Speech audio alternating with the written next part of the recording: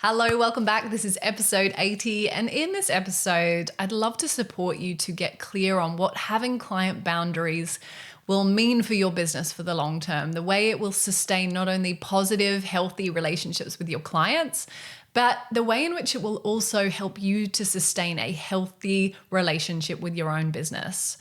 If you don't have a business that has clear boundaries, it is very easy to fall into overwhelm. It is very easy to start to fall onto that trajectory towards overwhelm and burnout. And that is the ultimate irony. Seeing wellness experts like you, health practitioners with years of expertise and qualifications, exhausting them in the process of helping others. So when it comes to client relationship, here's the reality. If you give an inch, they will take a mile. And it's true when it comes to even the best of paying clients. If you feel like you are overwhelmed or experiencing any of the symptoms of over-delivering in your business or struggling to find time to work on your business, which is a common one, because you're so in the delivery of client value or you're so in the attracting of new clients that you're not actually able to work on growing your business outside of client work. Or here's another symptom. If you feel like you're, constantly inundated with questions from clients who, don't understand that there are clear boundaries or don't know those clear boundaries, then this episode is going to be really helpful for you. It is also going to be really helpful for you if you are setting up a business as an online wellness expert and you want to, from the very first moment in your business, know that you're going to avoid some of these things, that you're going to have clear boundaries. So great client relationships are important for you as a wellness expert because they are ultimately key to ensuring that you build a business that maintains your energy and your capacity to look after yourself as well. So in this episode, what I want to cover with you is, how you decide on those key client rules that actually help you to inform boundaries that clients must adhere to, and how to communicate those boundaries in a way that doesn't feel, frankly awkward or rude or uncompassionate, because you are a compassionate, empathetic being. By virtue of the work that you do, you want the best for your clients, but you also want the best for them in terms of being able to sustain long-term change and not create an environment of codependency and lack of self-responsibility and so on. So that's a really important part of this as well, is that your clients learn not to depend on you for their results, but they learn the tools and strategies that you teach to help them to get on that path of transforming their health and well-being for the long term. So that's another important thing to remember about boundaries and the role that they play. And why, your systems are the key to having those clear boundaries and having clear client boundaries. And finally, a few of the things that you need to know to be able to train your clients to become the best client possible for you. So the first one is to set really clearly defined client days. Most experts don't do this. They see clients whenever it suits the client. And this creates an inefficiency right from the very beginning. So at the very least, decide that, Tuesday, Wednesday, Thursday are going to be your client days. And those are the only days in which you open up client spots. What this does is it gives you an opportunity to have clear days in which you serve your clients and then clear days on which you work on growing your business. You as a wellness expert have to don two hats. The first hat is as a wellness expert working for your clients to deliver them amazing results. And the second hat is as a business owner who is working on developing strategies and a clear game plan for you to grow your business and deliver the best results for yourself.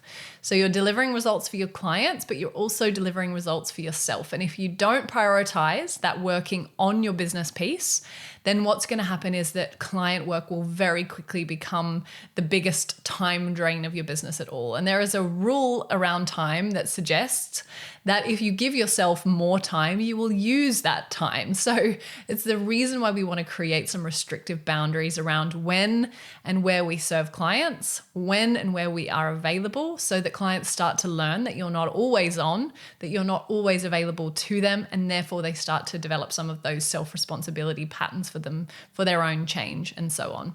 And it frees up that time, like I said, to also be working on your business, which is so important. Okay, Let's talk about client contact as a second thing. So the second way to set clear boundaries in your business. And that's all about letting your clients know when and how long it will take for you to come back to them when they do have a question. And ultimately, especially when you're working with clients one-to-one, they will have questions. They will need support outside of session times with you, and that's okay. What you want to do is provide very clear guidelines for them to stick to. They will respect those boundaries if you articulate them clearly. What will happen, if you don't articulate these boundaries properly, is that you'll get frustrated, the client will get frustrated, and nobody really knows the system. So 3 things. The first thing is letting your client know how to contact you. For example, if you're open to being contacted on WhatsApp, that is perfectly fine. I'm not here to criticize how you're best, connected with your clients, but it might be WhatsApp, it might be email only, so that you can restrict time that maybe you spend on your phone when you're with loved ones, keeping it on email or keeping it on a dedicated chat option. So with our clients, we use a program called Slack. And I know that when I open Slack, it's all about client communication. When I open WhatsApp, it's about friends and family. So maybe keeping it separately.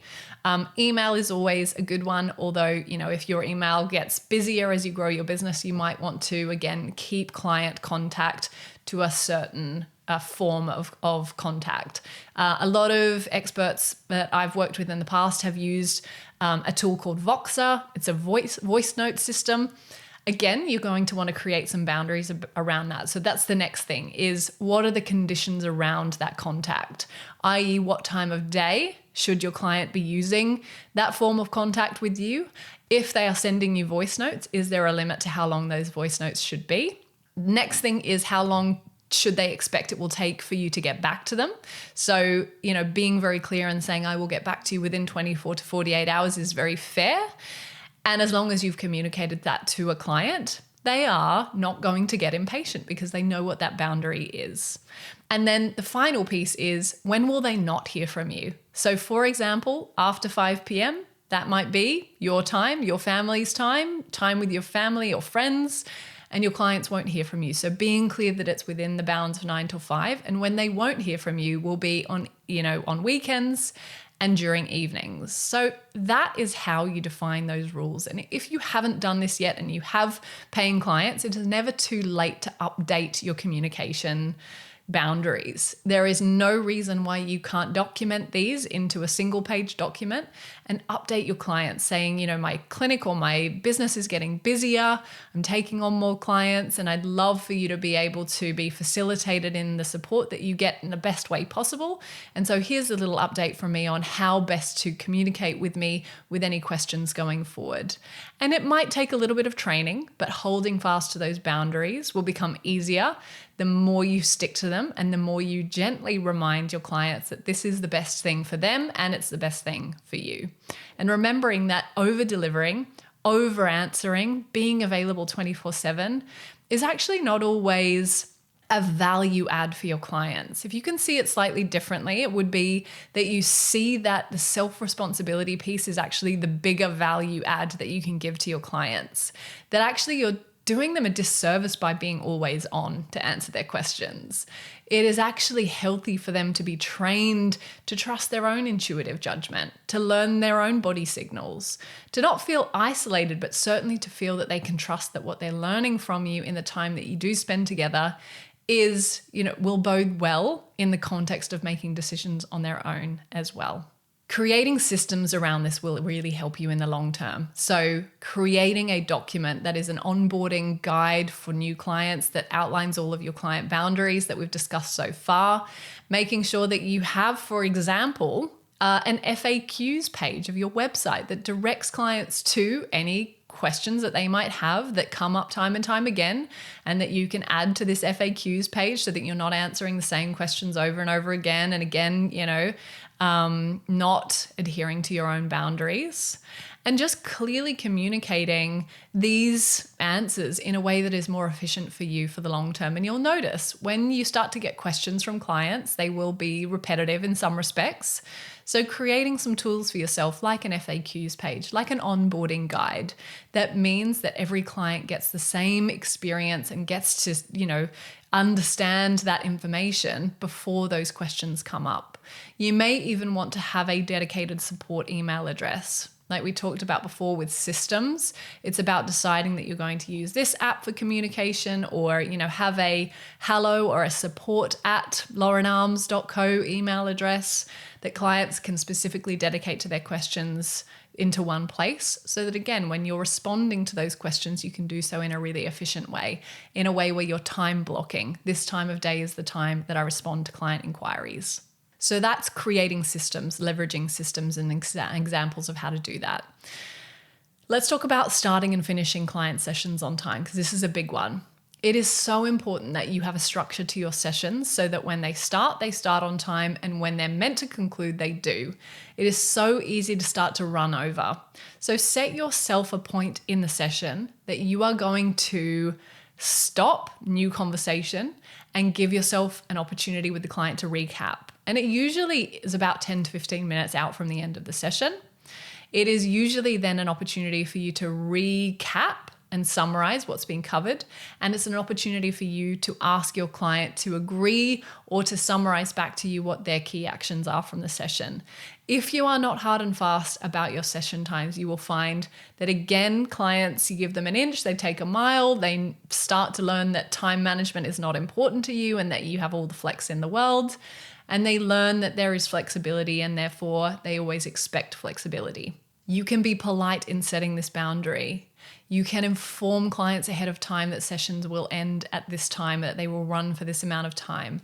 And the more politely, more firm you are on setting these boundaries and keeping them, the more efficient your business will be in the long term. Decide on rules when it comes to rescheduling, because ultimately this will happen. Your clients will want to reschedule at various points. They will want to, your compassion when it comes to personal situations, and you get to decide what the rules are around this, but make sure you do. Make sure that you have clear boundaries. Is it that you need 24 hours notice? Is it that you need 48 hours notice so that you could schedule another client if you wanted to? Is it that there are, 1 or 2 exceptions allowed within the context of a program? Is it that clients must reschedule within a certain time frame so that you don't have that situation where a client signed up to work with you for 3 months, but they're still having their sessions 6 months later because there wasn't a clear cutoff? So it's okay to say something like, yes, it is okay to reschedule with 24 hours notice, but what I will need is for you to reschedule it before the end of the month so that we keep to our time frame, and so that I can run my business in a really efficient way and know when I have capacity for new clients. And if, I'm providing you with that compassion and that flexibility, then I'd love for you to honor the way that I run my business and respect those boundaries as well. So just making sure that the way that those rules are set up for you are in alignment with your values, but that they are very, clearly communicated. And the final point is really the one that we started on. If you give your clients an inch, they will take a mile. So be specific, be direct. Document out these boundaries so that at any point, if there's any discrepancy, you can always go back and say, look, here's what we agreed to. This is how it works. It is for the benefit of both of us. And whilst I know that it doesn't always work perfectly for you, it's the way that I have to run my business so that I can see and support as many clients as possible at any one time. The best way, and remember this is the intention behind all of this, the best way for you to grow your business is in a way that supports your energy, allows you to do your best work, fills up your cup rather than draining it, and boundaries are absolutely key for this. So I hope that you have found this useful. I hope that you can start to implement some of these things, and it is never too late, even if you have been working in a way that, lacks boundaries for years and years or months. This is your opportunity to, from this episode, take a moment, reassess, refocus your boundaries, articulate them, educate your clients on them, start to train your clients around them, and you will have a business that is much more freedom-inducing, much more enjoyable, and much more sustainable for you for the long term. Again, I hope you found this useful, and I look forward to seeing you on our next episode together.